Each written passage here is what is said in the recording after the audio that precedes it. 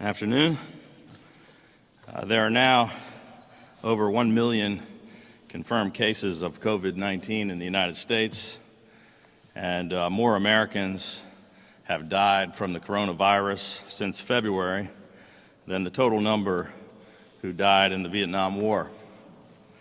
Maryland has 20,849 confirmed cases of COVID-19, and 985 Marylanders have lost their lives to this deadly virus.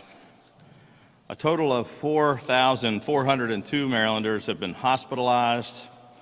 1,610 patients are currently hospitalized, including 586 who are in intensive care. On Friday, after weeks of consulting with leading scientists and public health experts, we introduced a well-thought-out, smart, safe, and effective roadmap for the recovery of Maryland.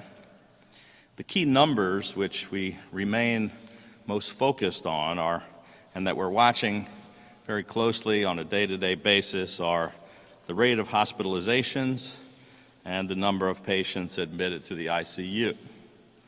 When we start seeing a plateauing of those metrics, then that can put us in a position to begin implementing the reopening and recovery. Yesterday, I convened a meeting of our coronavirus recovery team, which includes some of the most respected business, labor, and economic leaders in the state and the nation.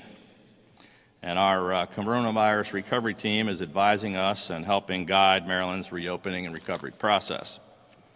As part of this strategy, we are intensifying both containment and mitigation efforts by first targeting and isolating outbreaks and clusters, second, redoubling our attention and resources on hotspot areas with the highest concentration of cases, and third, mitigation to stop the spread of the virus in other areas of the state.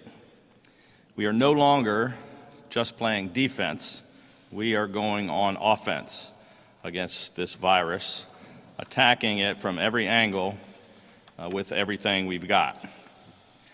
As a result of the acquisition of the 500,000 tests from South Korea and some of our other progress with respect to increasing lab capacity and the supply of materials, we are exponentially expanding our testing capacity, enabling us to attack the most acute outbreaks, clusters, and hotspots, including nursing homes, and to provide additional testing for our healthcare workers and first responders. It also helps us expand and increase community-based testing, like the 2 additional drive-through test sites at vehicle emissions inspection stations, which we just opened. We now have 7 of those open and operational across the state. I just completed a call with the White House, Delaware Governor John Carney, Virginia Governor Ralph Northam, and 15 other governors whose states are home to meat processing plants in order to address the outbreaks of COVID-19, including at several poultry processing plants in the Delmarva region. Currently, we now have at least 262 lab-confirmed cases of COVID-19 associated with poultry workers in Maryland, which is one reason why the case rate per 100,000 in Wicomico County is now the 5th highest in the state, nearly equal to Baltimore City and higher than Baltimore County. These outbreaks are not only a serious public health concern, they are also a potential threat to Maryland's leading agricultural industry and to our nation's essential food supply chain. The moment I learned of outbreaks at Mountain Air's Selbyville processing plant and at a Allen Harim plant in Delaware.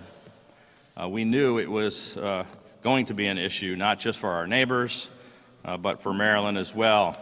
So we immediately got to work. I first raised this issue on a call with Vice President Pence on Friday, who agreed right away to have Dr. Robert Redfield of the CDC follow up with us immediately. We warned them that any disruption or interruption to processing at our poultry processing plants could lead to significant national supply chain issues. We dispatched state epidemiologists to the affected areas to focus on testing support, contact tracing, occupational health, communications, and outreach. And in order to enhance our testing capability, we are opening a testing site at Purdue Stadium in Salisbury, specifically to test workers at the Purdue, Salisbury, and Amherst-Hurlock processing plants. We quickly got our regional partners on board, and Governor Carney and Governor Northam joined me in sending a letter to the President detailing the urgency of the situation and requesting federal assistance. I want to thank the Trump administration, particularly Vice President Pence and Dr. Robert Redfield, for responding swiftly to our request.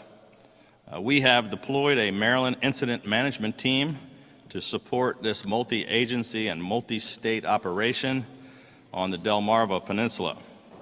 We anticipate that a CDC team will be on the ground later tonight, providing assistance. And we also requested and have been granted a designated FEMA liaison to help expedite other federal assistance.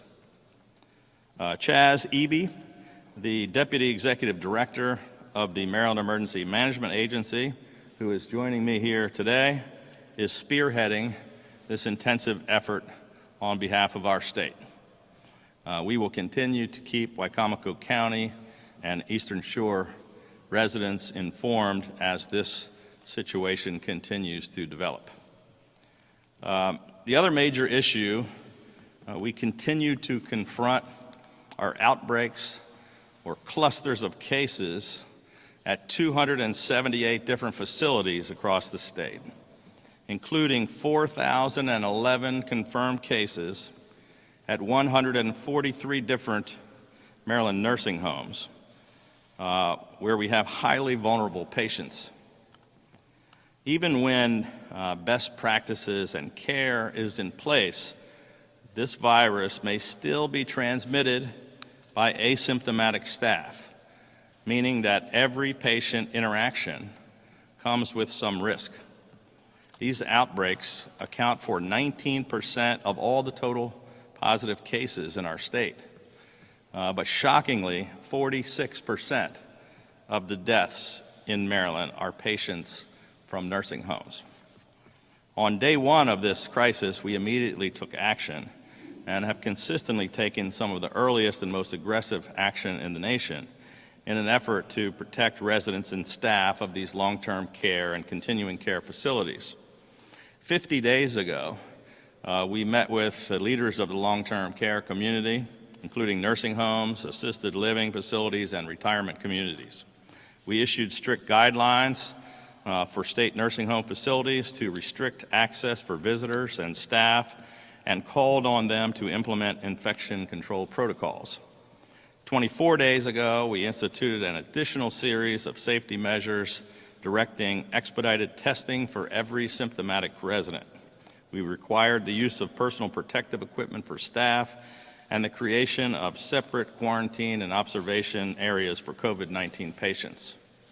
3 weeks ago, we launched statewide strike teams composed of members of the National Guard, local and state health departments, and doctors and nurses to bring triage, emergency care, and supplies of PPE to overburdened nursing homes.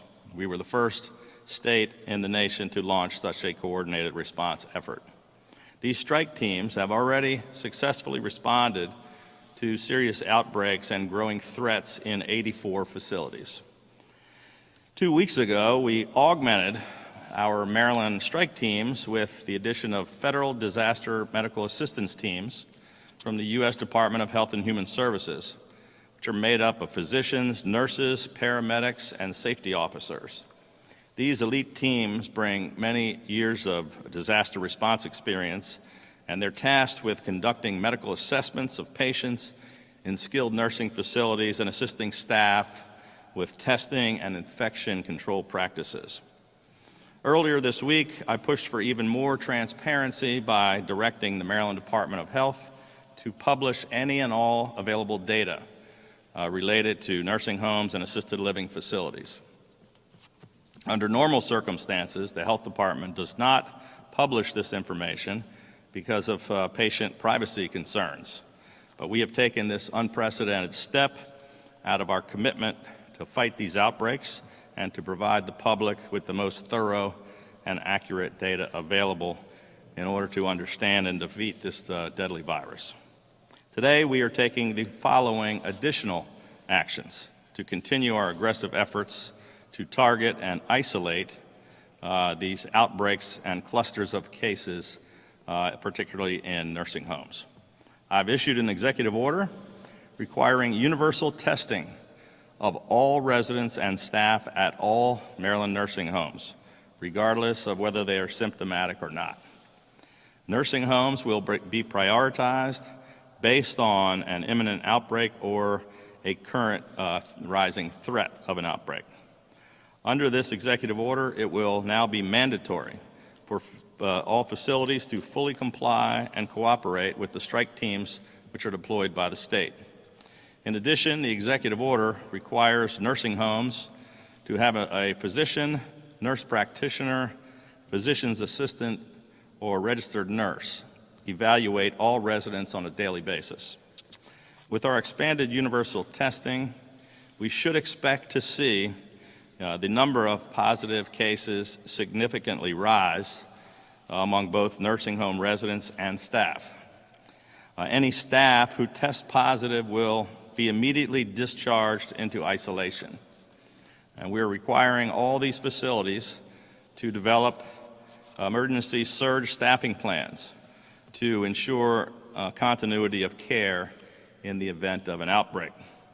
To aid them in this effort, today I am announcing that we are also supplementing our strike teams with newly created bridge teams, which will provide emergency clinical staffing to nursing homes that are experiencing a crisis. Each bridge team is composed of a registered nurse and 5 to 7 aides, sufficient to care for up to 100 nursing home residents per shift. These new bridge teams include 260 registered nurses and aides who have been contracted with the Maryland Department of Health through an arrangement with Allegis and the Maryland Hospital Association. These team members are all fully vetted and are ready to be immediately deployed statewide and are capable of providing 24-hour coverage for nursing homes in crisis. This executive order also requires nursing home facilities to provide regular informational updates to their residents, resident representatives, and staff regarding COVID-19 infections. I mean, it is heart-wrenching enough that families can't visit their loved ones, but it's even worse when they can't get information about what is happening inside these facilities. Nursing homes will be required to keep families informed on a regular basis. While we know that the vast majority of nursing home operators are committed to providing quality care for their residents, we are increasingly concerned and quite frankly outraged that a few operators are not complying with directives from the state. And so today, we are appointing Colonel Eric Alali, the state surgeon of the Maryland National Guard, who is up here with me today, to serve as an emergency safety and compliance officer for Maryland nursing homes. He will be charged with directing a multi-agency team to ensure compliance with state law. We have been and will continue to take aggressive actions to address the spread of COVID-19 in Maryland nursing homes. Targeting and containing these outbreaks and clusters is critically important to our state's recovery efforts. And I want to take just a moment to personally address every Marylander who has had difficulty dealing with the serious problems on the state unemployment insurance website.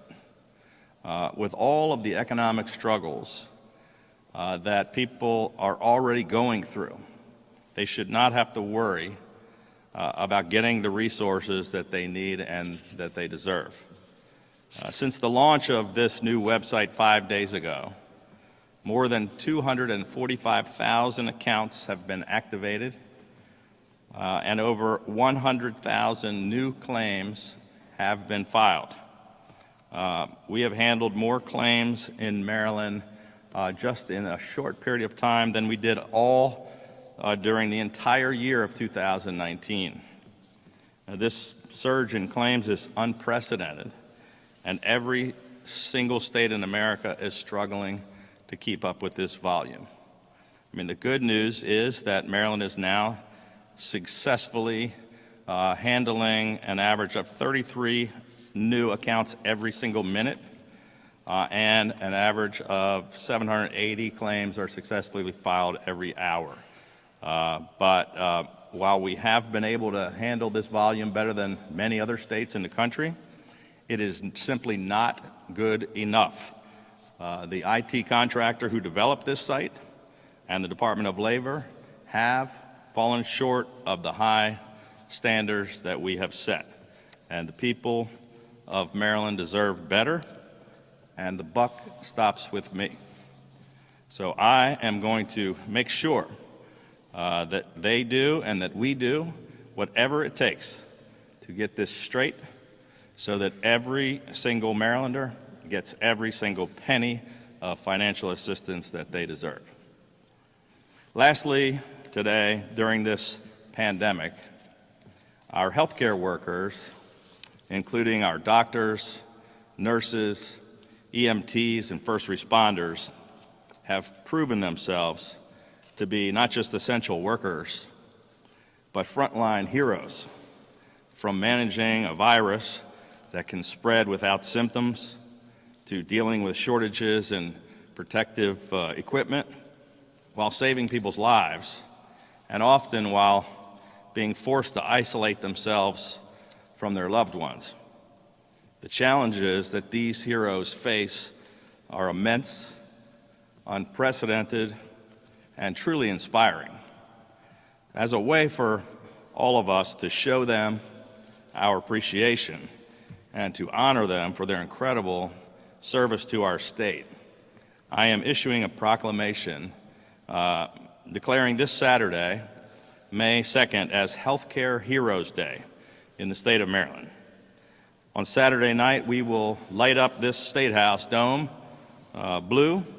We will be lighting up Camden Yards blue and the M&T Bank Stadium blue. And we are going to have a flyover of the Navy's Blue Angels and the Army's Thunderbirds, and we're going to be asking all Marylanders to join us in lighting up the state of Maryland blue to show our immense gratitude to these men and women who truly are the definition of Maryland strong. And may God bless each and every one of these heroes. With that, I'd be happy to take some questions.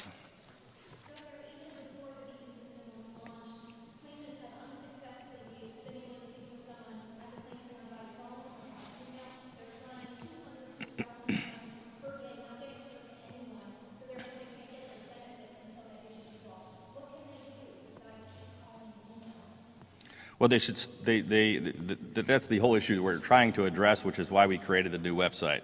Like I said, it's frustrating to me that any one person ever has to wait. I just gave you the statistics about the hundreds of people that have filed just over a very short period of time. The system is not able to handle it. The federal system's not able to handle it. No state in America has handled it. I think the Florida system, they just shut it down completely. A number of states have stopped trying to process them. Ours is still running. It's just running at 33 per minute or whatever the numbers I just gave you. It's not fast enough to handle the process. Waiting on the phone is why we created this brand new website. These are brand new benefits. They just came up with this a week ago. They didn't used to have these benefits for people that were not W-2 employees. There never was a website in America to support this. We created a brand new one. We were one of the first states in the country to do it. It's not good enough, but it is better than waiting for days on the phone and never having it answered because we've got 40,000 calls coming in at the same time. Some people, hundreds of people are being helped, but some of them are not getting the help fast enough, which is why we're working around the clock. They've hired hundreds of people to try to get it fixed.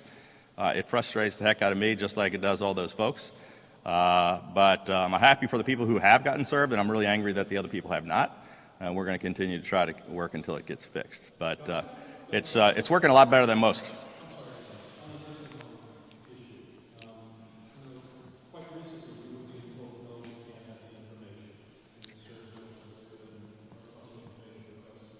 Yes. So as soon as I heard that you were being denied, I told them to release it immediately, which took a day to get it done, 24 hours. But as I understand it, there are logical reasons why they were not providing the information, and most states were not providing the information. They just started to a few days earlier. It's out of privacy concerns. So some of these nursing homes, some of them are smaller. It's patient privacy information. If you say there's this outbreak here, people are going to find out who is there, and there was concerns and legal issues and privacy concerns about the patients. I overrode all of that and said because of the patients and the family members' right to know, we ought to put the information out there. There was some argument internally about whether I was right or not, but I made sure that they got the information out.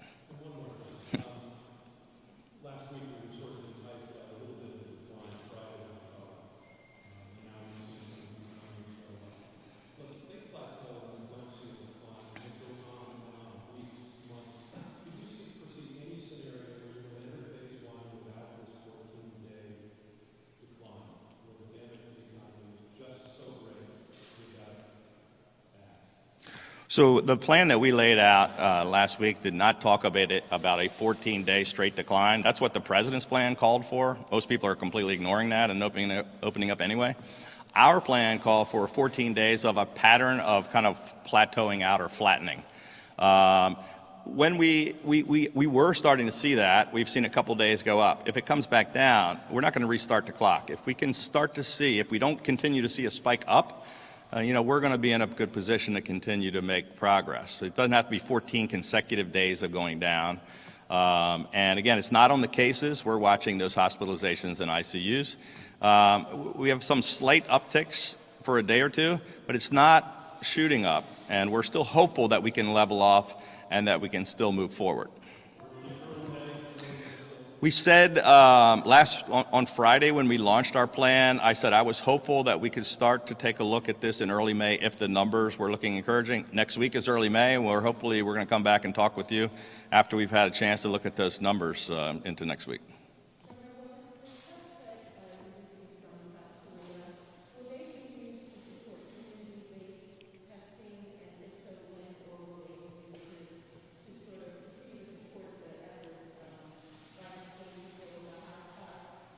Yeah, I just addressed all of that in my remarks. They're going to prioritize first on the outbreaks and clusters and nursing homes and those things like the stuff in Salisbury. These are clusters and outbreaks, and on first responders and healthcare workers, and then the hot spots of the communities where we have the most issues. So we're going to work through all of those in a prioritization, just like I described.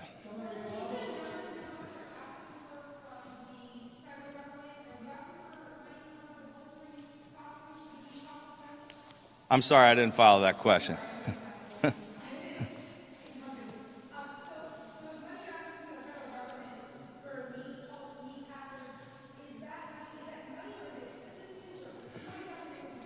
So CDT, we're taking the lead, and we're working with our partners in Delaware and Virginia, because these poultry workers, while there was an outbreak in a Delaware plant, many of those workers live in Maryland.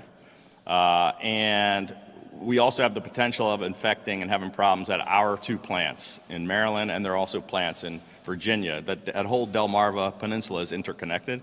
And we're all working together. All the states are working together. And CDC really is jumping in to help us with whatever assistance they possibly can. They've been extremely helpful. It's not so much money, but providing some boots on the ground and some assistance to help us with just getting control of the situation with all the. It's not about stimulus money, but I'm sure we will be looking for federal assistance, and that's why we now have the FEMA representative and the CDC representatives that'll be on the ground with us.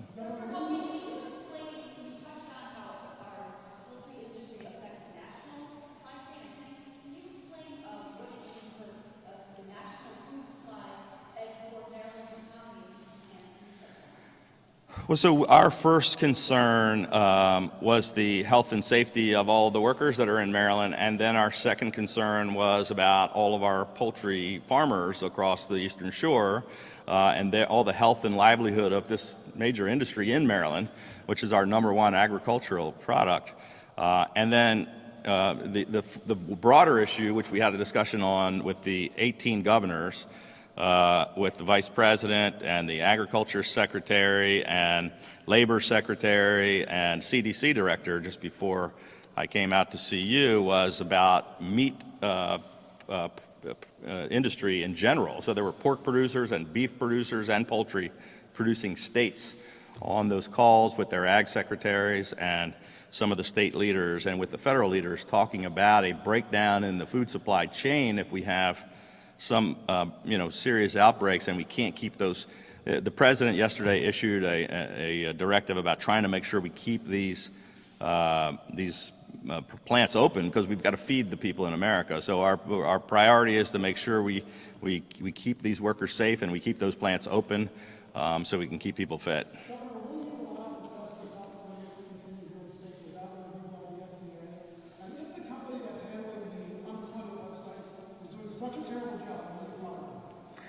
On the test from Korea, we do have the approval of the FDA. The FDA signed off on the states making their own decisions, and I thanked on a call last week with the Vice President, I thanked them for the FDA Administrator Steve Hahn for signing off on our flight from Korea, and then thanked him directly, and he thanked us for thanking him. The president, the FDA, made a decision that states could use their own approvals instead of going through a long, cumbersome FDA process, so they waived the requirement of going through that. So we do have the ability to move forward on this test. That was an inaccurate and false, misleading story that came out yesterday. We are using the test. There's no other further approvals that are needed from FDA. And so there's no, that's just not factual. The federal government has actually purchased also 750,000 tests from Korea now too, by the way. So there isn't an issue with the Korean test. But with respect to the website, I know that there aren't very many people, nobody's ever created one of these before. It's a brand new thing. And we're very frustrated that they haven't got it fixed. But they're working around the clock to fix it, whether it makes sense to bring in a new contractor that have to start from scratch. A couple of other states shut their entire thing down and started from scratch. They're still not open. Ours is processing, a couple of 100,000 people, even though it's slow. And I'm not sure shutting it all down and starting over is a better solution. So we're going to try to work through it.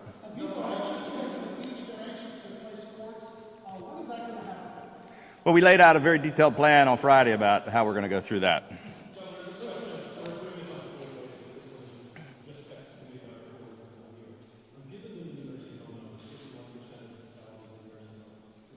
He's actually 46, but I'm not really good at math either, but they give me the stats.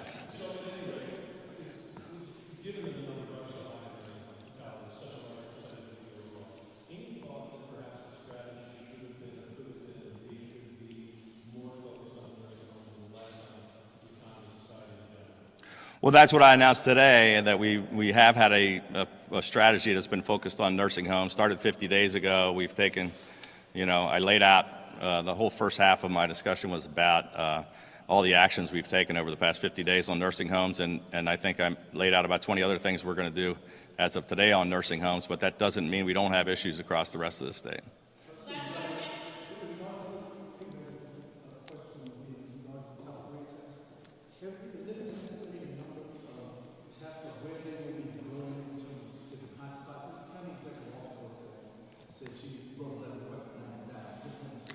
I had two conversations with the county executive, also Brooks, last week. Once was at Laurel Hospital, where we talked about the test. Once was on a call with the rest of the county leaders. And I told her, as soon as we got the test, everybody's like, hey, can we have 100,000 of those tests? Can we have 100,000? Can you just ship them over? And I explained it's not that simple. First of all, the state is going to maintain those tests. We're not going to just send them off to people. There's about a 9-step process that requires swabs and reagents and the lab capacity, and we're going to prioritize the use of them as I just laid out to Avita and in my remarks about how we're going to use them. But we are going to be using them in those testing centers. With Prince George's County were the first ones that we set up. We're doing more testing in Prince George's County than anywhere else. It is a hot spot. It will be on that list after we also go through those nursing homes where we're testing now everybody in every nursing home, where we go through the outbreaks, the clusters, and some of these other issues that I dealt with and deal with the healthcare workers and the first responders. Prince George's County will certainly be at the top of the list of where some of the community testing is going to be done, has been done, will continue to be done, both with those tests and the other tests that we're getting. Thank you. Yep, thank you.